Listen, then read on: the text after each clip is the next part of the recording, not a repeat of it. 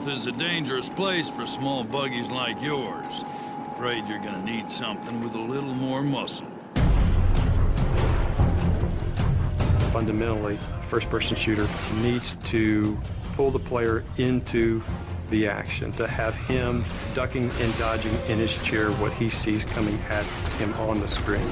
But with Rage, we've gone beyond that. There's so many different things to do. There's so many characters to interact with. There's this world to explore. There's vehicles to drive. So it just becomes immersive on so many levels that when the player is in it, he's engaged with not just the action, but the story, the characters, the world.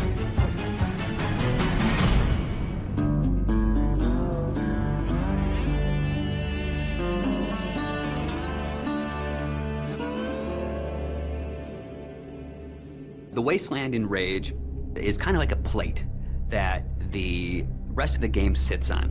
As you travel around, you'll discover that there's these entrances to bandit hideouts and mutant caves and old sewers and things. Listen, don't you go trekking around down there without some serious firepower. In Rage, we try to make the game open but directed. Player choice is very important in Rage. The wasteland is more than just a setting for the story. It's its own gameplay level, for lack of a better word. It's the thing that stitches the story and it stitches the action all together. We want you to follow this action movie experience, but we allow you some freedoms to kind of explore different things. Each of the missions does kind of surround the story. For instance, we have an electrobolt for the crossbow weapon. Electricity, water, that makes sense. Well, Wellspring sits on top of a well. So the obvious gameplay thing is here, okay, you shoot the electrobolt in the water. It electrifies anybody that's in the water and they die. As you travel through the wasteland, you meet very interesting, very over-the-top characters. Great! Muy bueno! We are simpático, eh? And we feel that creating memorable characters that offer you memorable missions really kind of helps drive the whole experience forward. The interactions that the player will have with these characters should hit something in the emotional nerve of the player. So we've gone that extra distance to make key characters really feel alive. So you know when you go talk to Dan or the J.K. Styles, the producer of that crazy TV show, or the sheriff, you forge these relationships with them. And they give you lots of bits of the story, but you live through the rest of those elements. We felt that crafting interesting people made everything fit together. I know you got questions, but we gotta get moving. You're driving across these landscapes and you're going visit people here and they're giving you jobs to do. So I hear you have a message from our friend Dan. Let's have it then.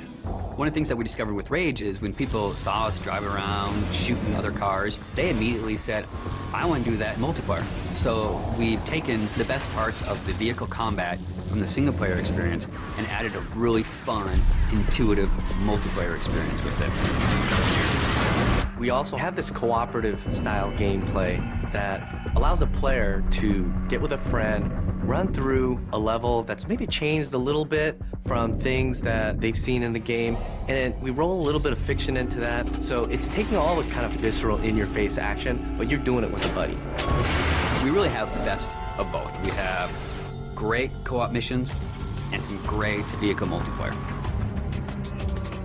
We want to provide this smorgasbord of different things that the player can do so that they can become immersed with other things rather than just a critical story path. But if you want, you can go to the store, get a couple more grenades, outfit yourself with some new ammo types, jump back in the car and head for the next action. And we're okay with that.